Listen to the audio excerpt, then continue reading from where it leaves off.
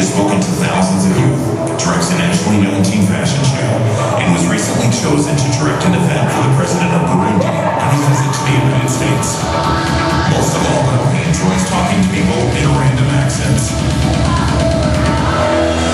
Ladies and gentlemen, please put your hands together for youth speaker and illusionist, Jeff Veley.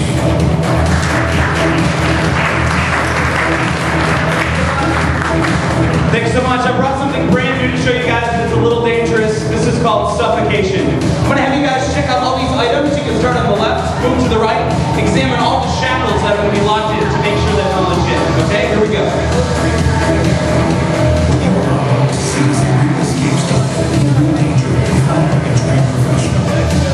This stunt should not be performed at any time, by anyone, anywhere.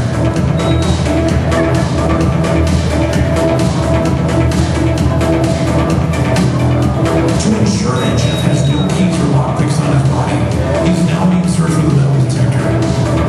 Jeff will also be secured by 2 devices that are used on prisoners with a history of attempting escape.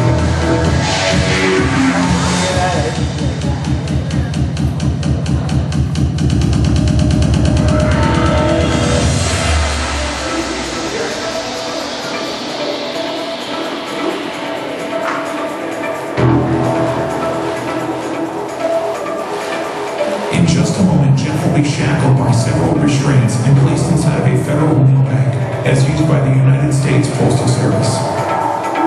This bag is made of tough canvas and will be secured at the top with a steel bar and padlocks. The first restraint is the Houdini neckline.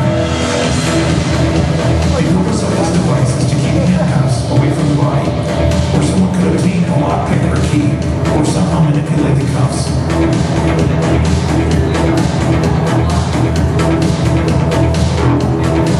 The second device is a pair of regulation police handcuffs, the same kind that police officers use on the street to secure criminals.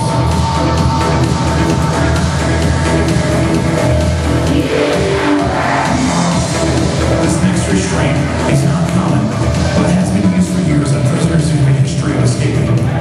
These regulation thumb cuffs restrict the thumb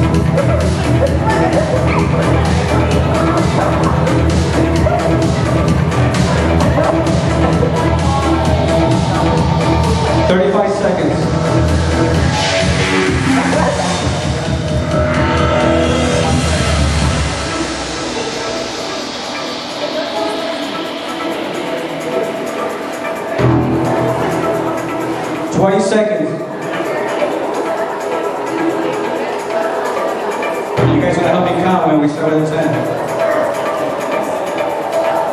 10, 9, 8, 7.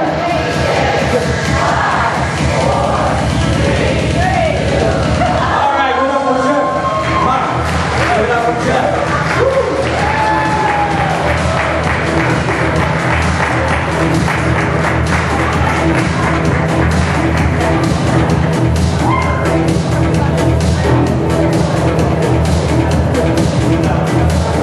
Thank you guys so much. Thank you.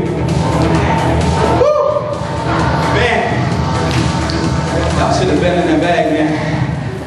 I was breathing like a pregnant lady in there. Woo!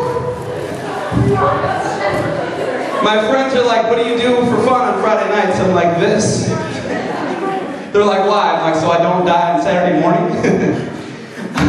We get to perform all over the country and talk about bullying. It's pretty cool. One of the most insane bullying experiences happened when I was a freshman in high school. I remember first day, like it was yesterday, I went, pulled into the parking lot, I'm already freaking out, my dad's driving the car. I look, this building is like huge. Like it looks like it takes up like 2 city blocks, 2 floors in a basement. My school growing up was like 1 hallway, lame little suburban school. And so I'm there and I'm like, Dad, I'm like, go pop my class. He's like, son, you're hyperventilating, just relax. I get inside, swing open the double doors, and notice right away that there are hundreds of teens rushing all around me. I didn't know where I was going, so they're like pushing me, like shoving my backpack, like, dude, get out of the way! I'm like, okay, that's how these people aren't friendly. I also noticed that I didn't really fit in. See, no one looked like me, no one talked like me, I didn't know a single person from my neighborhood or my school that was going to go there. And for the first time in my life, I was the minority. That feels uncomfortable. I never had that before. I didn't understand what that was. And so I walk in and people are looking at me like I'm crazy. Like I'm like something off the Discovery Channel. I swear they had never seen a ginger before. So they're looking at me. I'm waiting for the intercom to be like, psh, deep in the forest of Ireland, there lives a creature. He's here with us tonight. Like, are you guys tripping like I'm just a dude, okay? All right. Gingers have souls. Everybody say gingers have souls. Aww. I got a little warm inside. I don't know if that was y'all or Jimmy John's, but it felt good. So, you know, I was like, okay, I'm not going to fit in. Around the first corner, dude, a fight breaks out on the first day of school. There's 2 teachers across from the fight in the hallway. Just like, here we go again. They didn't even do anything, man. They were just like watching. I was like, oh my gosh, I'm in a bad school. Things got a little better at lunchtime though, because like I went into the cafeteria, you know, and I saw that we had a Subway. I don't know how, because we couldn't like afford money for heater air conditioning, but we had a Subway that catered in. I'm like, what the heck? So I was like, I want to eat fresh. And then next to that, there was this table. You like that joke? There was a table that changed my life. It was a whole table full of Latinas. Woo! I gotta be straight up. I gotta be real with you. All right, I went to this little suburban school. Everybody looked like me. I had never seen a Latin girl in real life. No lie. Okay, well I hadn't seen them like on TV, you know, like Univision, but my mom calls it Univision. Because she's really white. So I'm there and I was like, okay, I learned a little Spanish. Like, I gotta talk to these girls. They're beautiful, you know. So I walk in and I walk over and I'm like, all right, I got this. I was like, hola. And they're like, I was like, ¿Cómo te llamas? Apparently it's llamas. I learned that.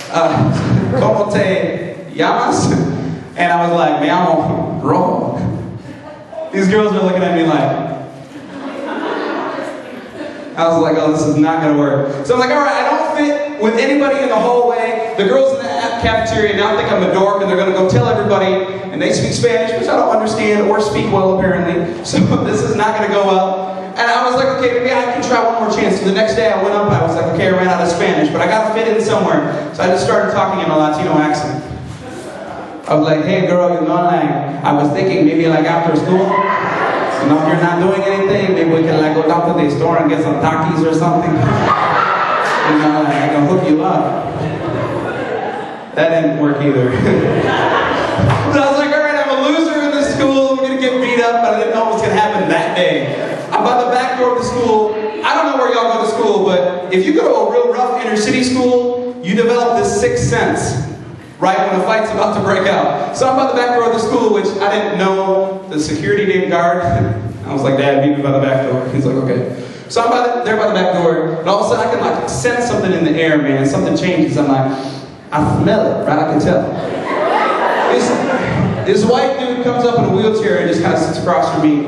And no matter who it was at the school, there were so many gangs. So if you didn't know somebody, it was better just to shut up and not talk to them, because you might offend somebody or they might be hooked up with somebody else. I was just quiet. So I stood there, and all of a sudden I hear this sound like they have tornadoes at this school? What the heck? Here's what it was. You guys seen those big puffy, like South Pole coats? Black ones, you know, puffy, make you look like a burnt marshmallow? Here's what this was. It was a big dude in a big black South Pole coat. And his arms rubbing against his side made the sound. So I'm not gonna lie, this brother, I'm a big dude, but this brother was like really big. He was like 350 pounds. Damn! I know. So I'm standing, this dude comes up, his arm goes like, dude, I thought there was gonna be a tropical storm. He gets up, he's standing next to the dude that's in the wheelchair. I'm like, all right, obviously this big guy, with me look on his face, is gonna bully the kid in the wheelchair. How many of you guys think I'm right? And some of y'all are smart. I was wrong. All of a sudden, this kid is sitting there. Hey man, no one can breathe with your fat, flabby self next to him. Why don't you move your big gorilla self on over?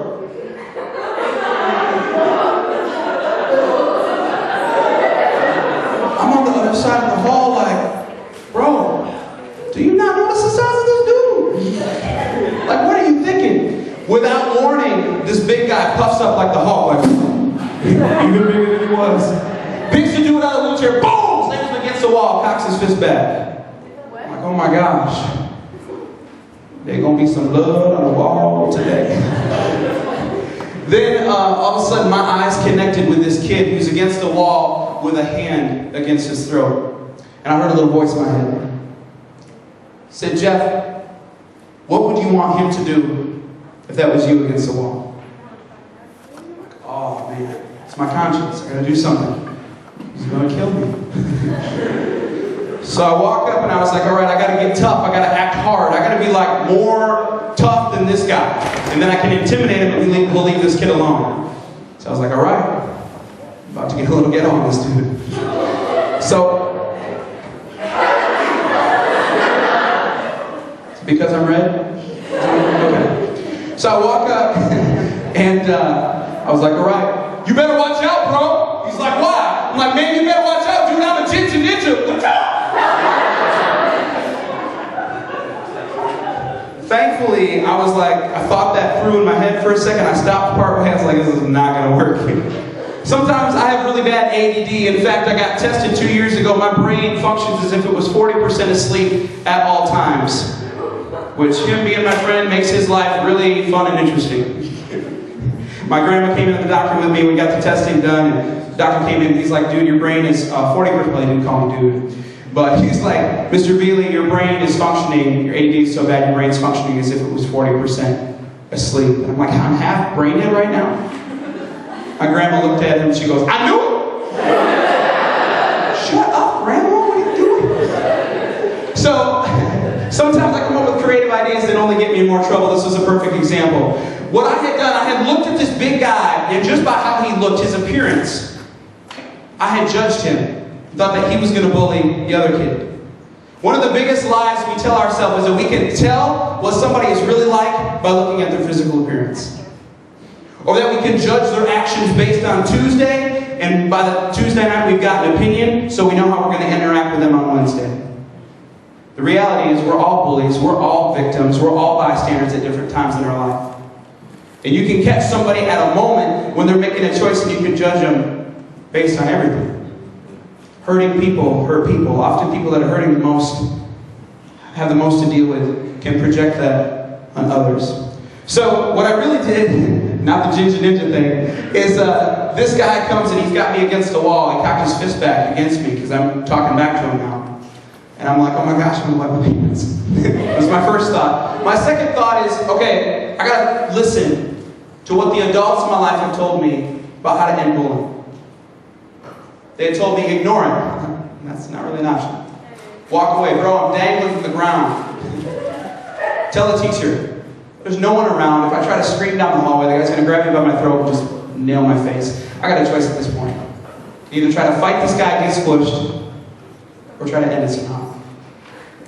He's looking me straight in the eyes, fist cocked back. I'm picturing this massive thing like coming through my nose. I looked at him and I said, hey bro, just relax, man. All of this is not worth it. Don't get yourself in trouble. It's cool. I don't have anything against you. Much to my surprise, he actually put me down on the ground and he walked away. What I accidentally discovered that day was the solution to end bullying, which is to stay calm, be caring, and be consistent with the person that's bothering you. Be calm, be caring, be consistent. I treated him using the golden rule that says, treat others the way you want to be treated. And when a lot of us hear that, we think, okay, yeah, I should treat others the way that I want to be treated. But then when someone's mean to us, we respond out of something called the law of reciprocity, which means we reciprocate, we bounce back the same behavior, attitude, or language that they come at us with. The law of reciprocity is killing this country and killing my generation, I'm 25, and yours. Because when someone wrongs us, we're like, man, I'm going to screw you back, dude. Right? That attitude kills a generation. Especially when we project that across. But man, if we enter with love, see, Martin Luther King Jr., that dude was smart. He said, hate cannot drive out hate. Only love can do that. Love is the only force capable of turning an enemy into a friend. Abraham Lincoln, he said it this way. He said, do I not destroy my enemy when I make him my friend? In other words, if I can turn someone that doesn't like me into my friend, they'll just leave me alone. They'll be cool with me. 2 days later, I'm by the back door of the school, and I hear, I'm like, oh crap. Round two. Sure enough, this big guy's walking towards me. It was too late for me to run. I didn't want to look like a chicken. He's going to chase me. He probably didn't run fast, but it's all good. So, he's coming towards me. As he gets closer, I see that he's crying. I was like, this dude cries? He looked like a rock, man. He's like solid. And he came up and puts his hand out. He says, my name is Juan. What's up, Juan? Jeff. Appreciate you not squishing me the other day. I said that. ADD again. And he goes, well, that's all I wanted to come up here. He said, I just want to apologize. He said, I was about to do something that was incredibly stupid. I would have gotten suspended for sure, probably expelled. And he said, rather I hit you against the wall, dude, rather than freaking out, you actually told me how to make a good decision. He's like, I don't usually get emotional like this, I'm sorry. He says, but I gotta just come up to you because I respect that. I never talked to you before. I don't know you. You don't know me. And the fact that you were cool with me even when I mistreated you, he's like, I ain't seen many people like that up in here. He said, because you were cool with me, from this day forward, I will always have your back in this school. I was like, sweet. I have a 350-pound bouncer. It was like the coolest thing ever. I get one of the Latinas, like, I'm set, man. I'm good. You know? So, you can laugh at me, I'm a dork, I know. So, it was amazing. But I tell you, once I learned this, to stay calm and to continue to be kind to people that were hurtful to me. Once I learned this in 9th grade, man, it changed all the relationships in my life. It just totally rocked them. My mom was emotionally and physically abusive to me growing up. I used this with her when she was mean to me, or she would try to destroy things in my life, manipulate relationships. I would just be kind to her, and I would stay calm. I wouldn't get angry. A bully's goal is always to make you crazy, to make you angry, to make you cry, totally lose it. But dude, the thing is, you take anger management, you learn that you are always in control of your emotions. Some of us are better at it than others.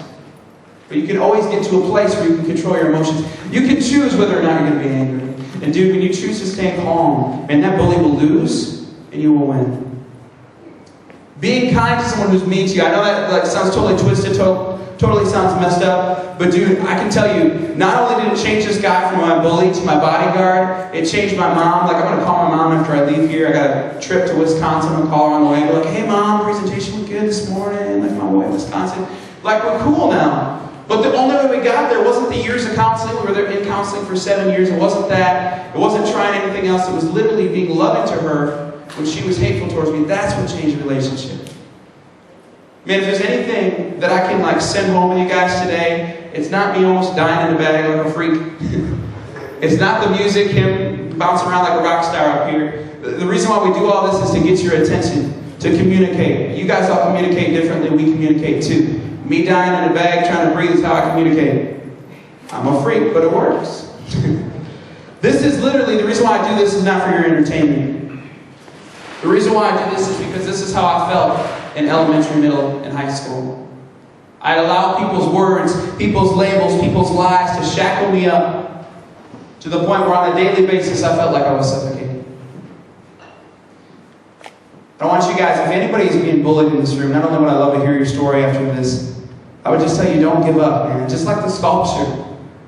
He could have stopped, he could have missed the opportunity to impact 10,000 people at our prize, but he kept pushing forward.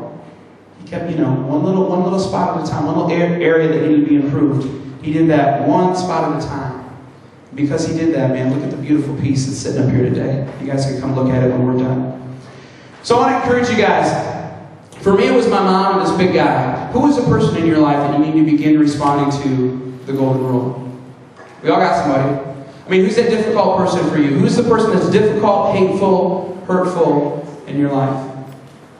You might think I'm crazy right now asking you to be calm, especially asking you to be caring towards that person. But try it for a week. Watch how it changes your relationship. Dude, when you can stay calm, you can be caring, we can treat someone with the golden rule that's being mean to you. You will win, they will lose. And the power of love will take over, transform that relationship. You can stay calm and stay kind, man. It will increase your resiliency, how tough you are as a person. You will turn your enemies into your friends. You'll be seen as a leader among your peers. If you like the presentation today, you want to check out some more of our stuff, you can go to, just search Why Do You Hate Me with the letter Y as in YMCA on Facebook. We have some cards we're passing out in all the bags that you guys are getting, so you can shoot us an email. We'll respond to you either on Facebook or email through there. Also, everybody say, I'mAGingerNinja.com. How you doing? So if that's my website, I'mAGingerNinja.com. For real. People are like, "It's your website?" I'm like, "Yup, I bought it." So if you go to I'mAGingerNinja.com, you enter your name and your email. Normally I have a whole comedy act kind of thing that I do. We had a little bit of time today, so I'll send that whole thing to you guys. Plus, you guys will get a chance. If you didn't win the t-shirt over here, I'll give away a t-shirt there if you sign up to get the video. Just bounce back an email that you want to win a t-shirt, and I'll give you a chance at that as well. So cool. All the other stuff is in the bag. Hope you guys will show the golden rules to people around you. Respond in love instead of hate. We love you guys. Appreciate you. You want to come up and say hey, we'd love to chat with you. Thanks so much. Take care.